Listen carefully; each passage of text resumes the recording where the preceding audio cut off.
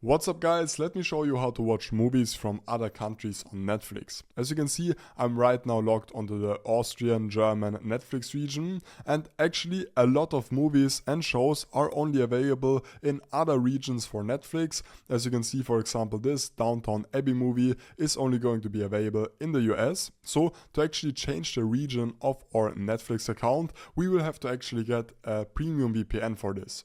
NordVPN is the best VPN out there, and with the link down below you are going to get an exclusive discount where you can actually use NordVPN for just $3 per month with a 30-day money back guarantee.